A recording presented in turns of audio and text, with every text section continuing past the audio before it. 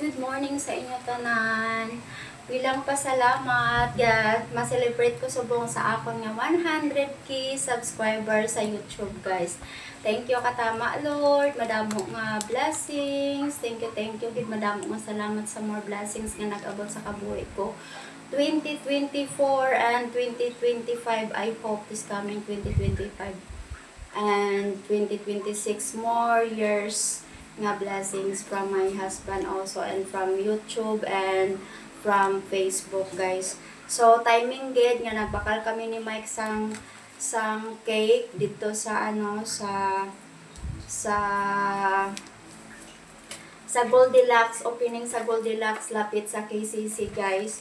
So ginghagad ko si Mike nga dito kami mabakal sang cake.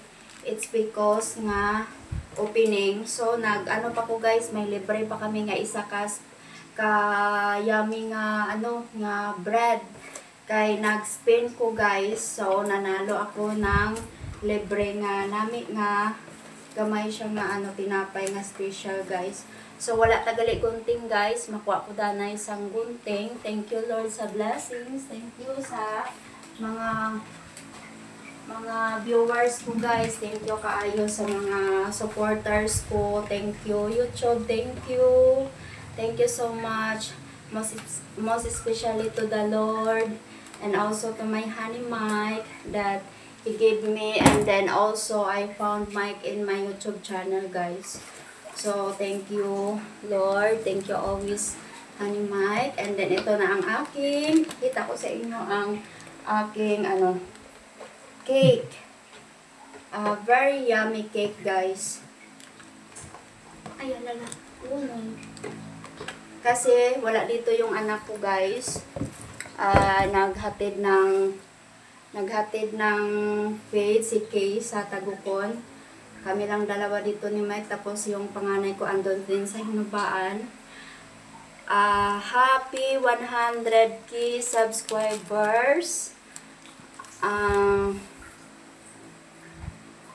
ng Sally Biko from Goldilocks cake, guys.